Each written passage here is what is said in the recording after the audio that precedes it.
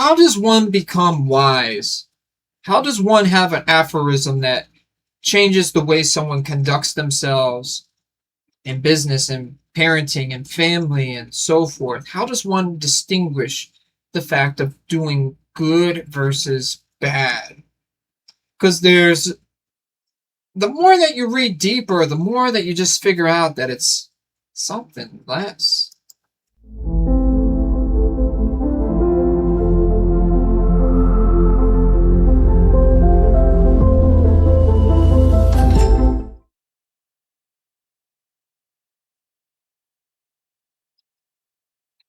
My VIP cohort, ready to lend an ear.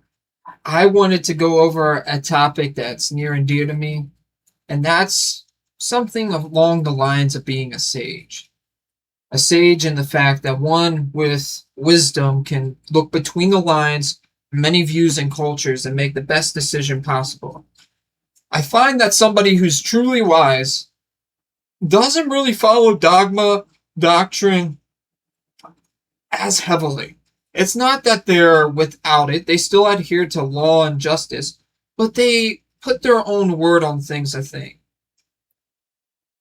More detail, because that one sounds weird.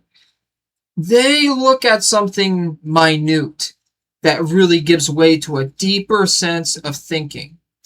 If I just told you, believe, have faith, things will just come, and God is there, and yada yada, what words can really make me think so I can live more deeply with it?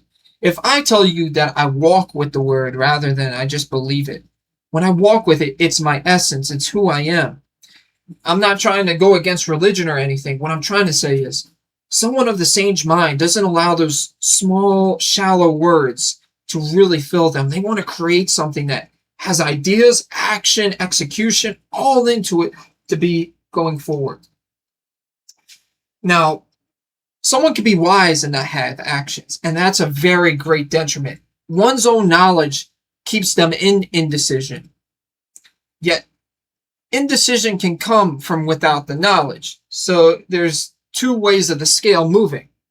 The best way to get the scale is counterbalancing to get as close to equilibrium, but knowing that you never can achieve that. And when you come to peace with that, with humility and humbleness, that's where you know you've probably gotten to the point of greater wisdom. And when your ego and envy, when you say you don't have it or this, that, and the other, you probably do have it. And if you haven't sat with it, if you haven't full on combated it, and here's the thing, taboo. A lot of things become taboo when they should be discussed in word on word. The only way I would say be cautious of it is if you're with a psychopath or something. You might want to be very cautious of what you say on that because they might try to warp it. But most of the people, no.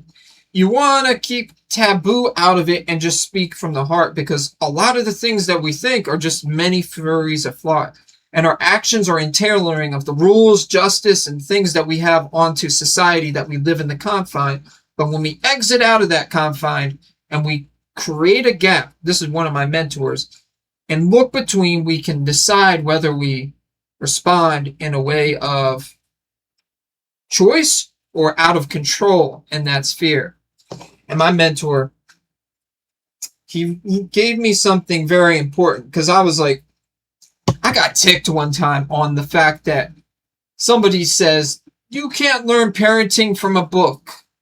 And I'm like, all right, I see parts of it, but you're very wrong. Looking from a book perspective, I can see those types of things that happen. And in my system's head, I start thinking in the regards of like, well, can't you prepare? Can't you plan things to make sure that you have supplies so when the things happen, you're not scrambling, you're acting preemptively. And then if things don't go as planned, your tactitious side moves and does it well. And then you're in a flow state where things just keep going well together. And I want to share something that he gave to me on parenting. He first defined the gap as I was talking about, and he labeled it the moment.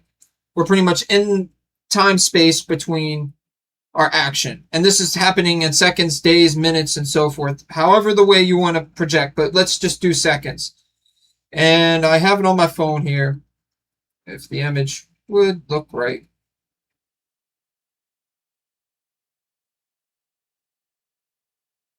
There we go.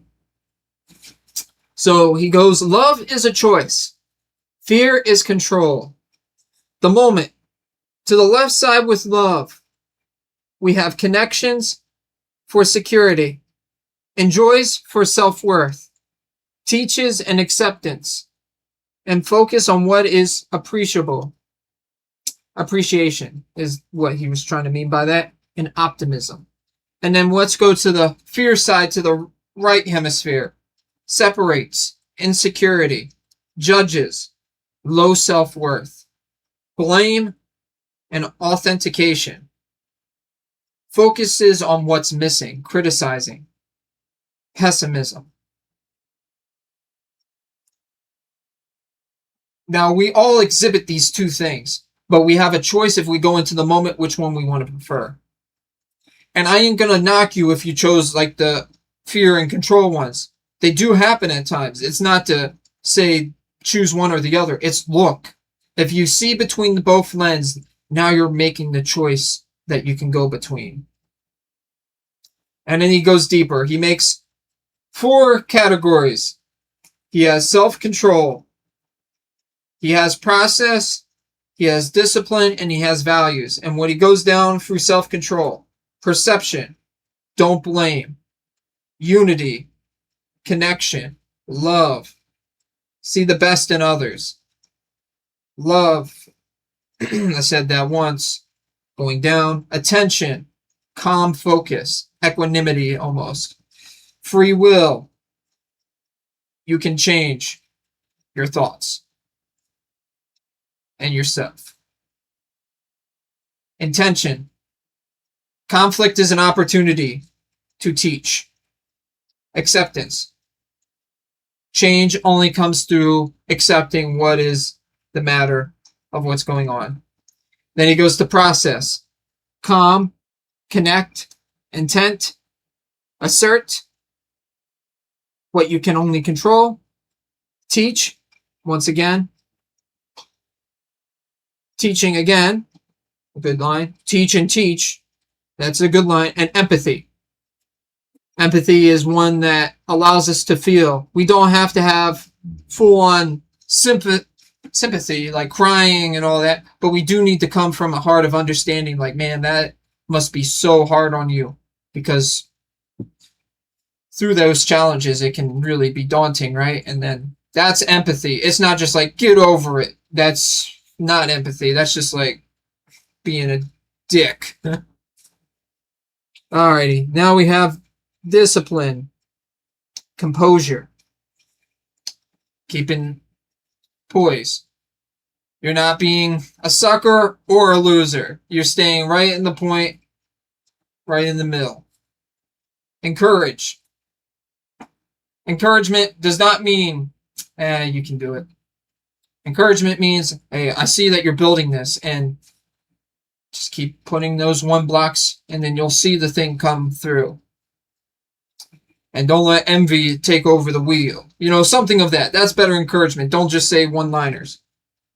Positivity. Now, I would say positivity in the regards that it's realistic. Do not go unrealistic positivity. That just makes you really obnoxious. Assertiveness. Something that you can clearly define that these values hold true in nature as well as myself, and what values I have in religious sense and culture and yada, yada, yada. It all comes together. Choices. We can make the choices internally and externally only when environment dictates. But without environment, internally, between the lines of how we can respond. And even if that, as we go lower and lower and lower, if we're like in a really dark spot, the choices have to just be very as simple as, I will put my right foot out instead of my left. Something as simple as that. Consequences. Now, why would consequences be a tool? Because if one does not understand loss, one cannot understand gain. If they only understand gain, then they will just be forever disconnected with the bottom. You have to come to the dark side of things to see things that you don't have, to understand gratitude of the things you do, not just be numb to that fact. And empathy, once again, he lists empathy twice and teaching twice. Those two are very important. And then values: integrity, independence, and interdependence as well. Cooperation, respect, commitment, responsibility, and I would put to the side there accountability. Both go unison. And how do we take better responsibility? Remove blame and remove like this dogma of like divine punishment type way. Just accept.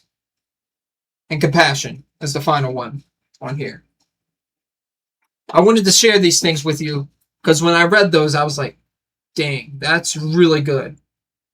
And the first line, if you forget all this, love is a choice, fear is control.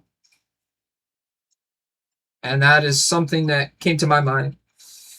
Weldon Long, The Power of Consistency, he figured out how to counter fear. It was focus, emotional control, action, and responsibility. So if I had to take the opposite of his, what would that be? So instead of focus, I would be frantic. If I wasn't emotional control, I would be emotional wreck. Action, a lazy person. And responsibility, rumination. There's the ways that you can make fear destroy you right there. Or you could use the inverse of that and seize fear by the handle and the reins.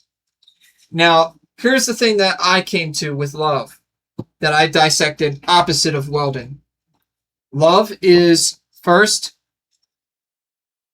life. We're given life in a magical, majestic way.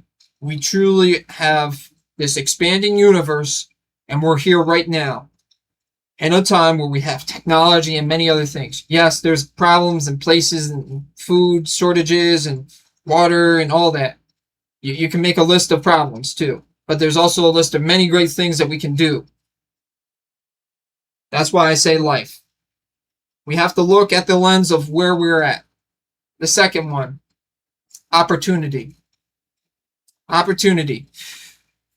Whether you're in a different country, USA, or so forth, you have to see opportunity in anywhere you go.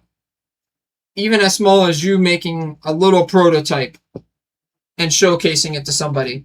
Because if there's an opportunity to show, there's an opportunity to grow, and then with that growth, you can do some big things. The domino effect is real. One little small thing can cascade into big things. The V is virtue. Virtue in the sense that you're following law of accordance with nature. If you have to do it. If something becomes too corrupt, look at nature.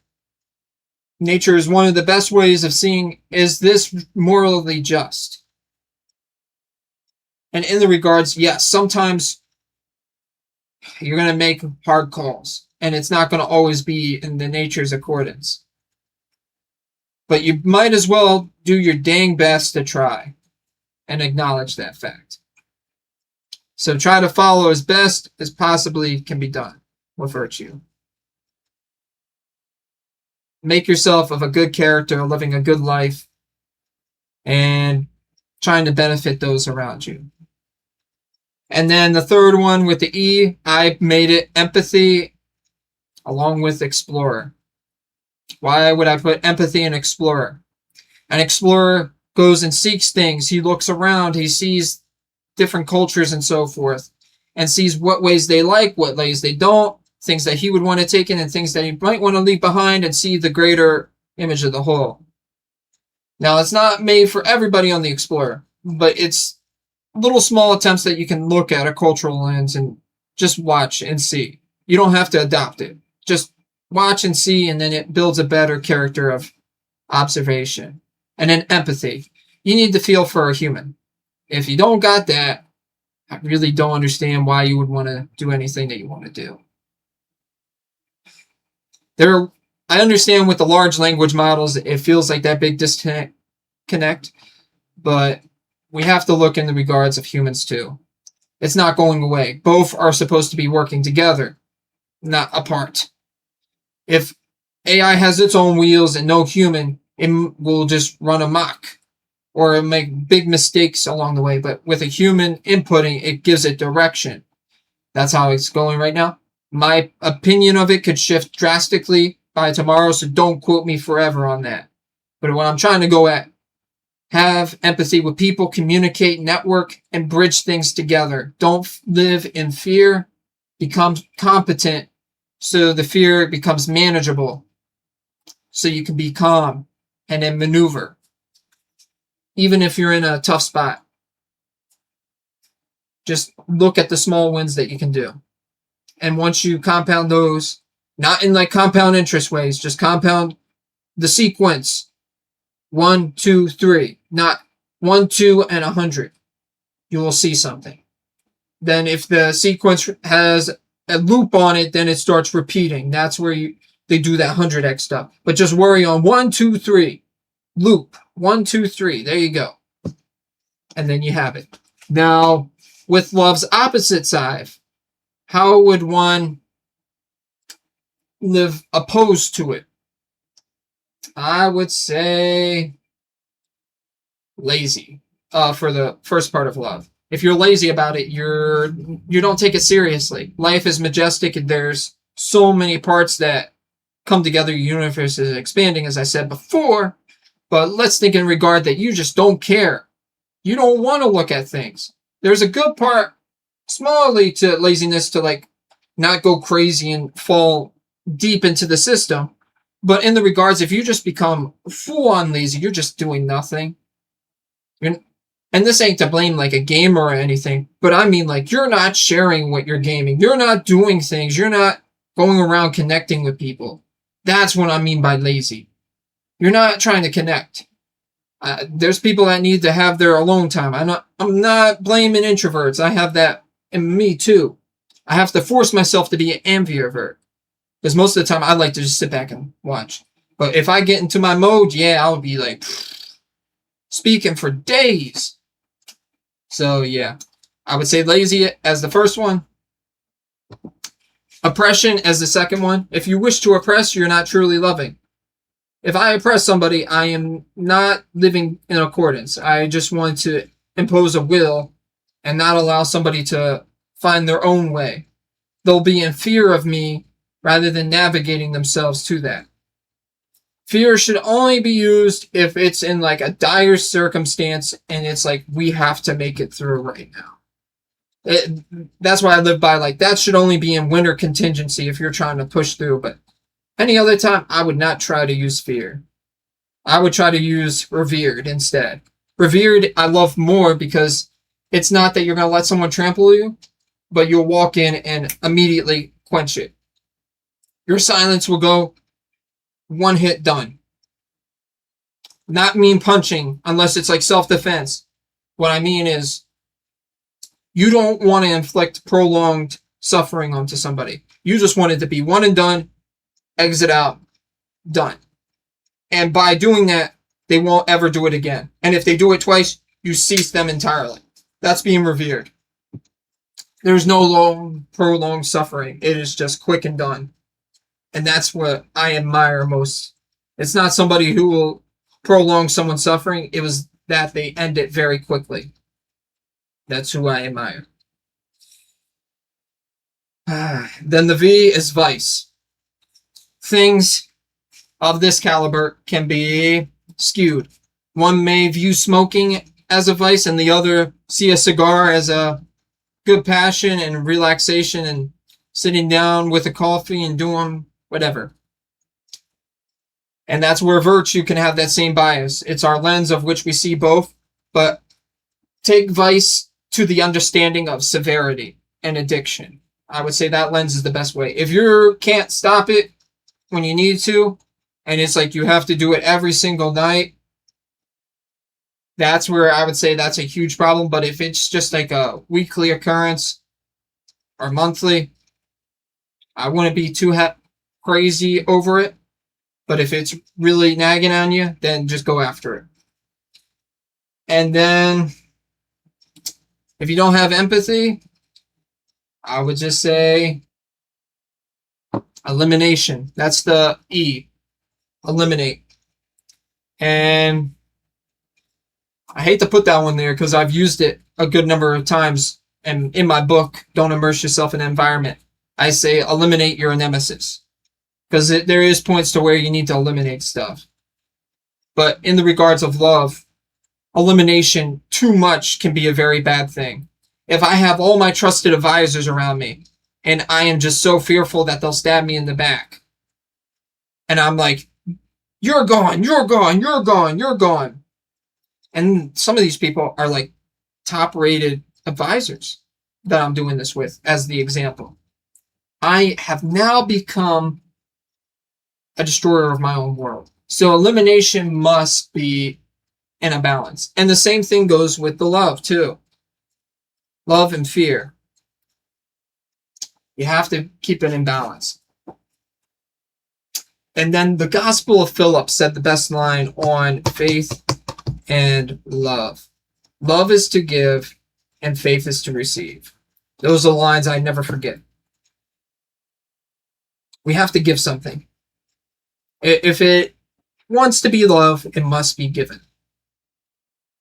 Now, one may argue that something must be entailored or not entailored. It's not the point. It's just give. Don't put your own bias onto the fact of it. You can really tick somebody off. It's just give. And your own interpretation as to it. Not somebody else's will imposed onto it. A narcissistic can impose wills very diabolically rather than teaching. The reason that framing it in a teaching moment is for people to come around in a council and be like, this might actually be that. Let's debate and let's see where is this thing going, because this has some merits. And that goes back and forth, Socratic method, rather than inflicting one will and everyone must believe me. That's where the huge combativeness can come from. So the sage is one that can really see the world, choose in between, finds nature in accordance with how one must live, and even with a religion and all other things. Nature has existed in these times of things with our religion. So it's arrogance not to look at nature and see if they hold merits. And we will be biased, and that's one thing that's acknowledged. So I always leave on the motto, if you don't like it, hop off. That's what you can do. Take what you like, forget the rest. Unless there's huge consequences if you don't take it. In that regards, you've considered it. And that's where I feel very well in sharing these important advices that have changed me. So if you have somebody that could be impacted by understanding these type of wisdom, the way of the sage, the way of wisdom, the way of working and getting all these experiences and finding a way to be as neutral as possible to conveying something, then go for it. So I'm going to be signing off my VIP cohort. Deuces.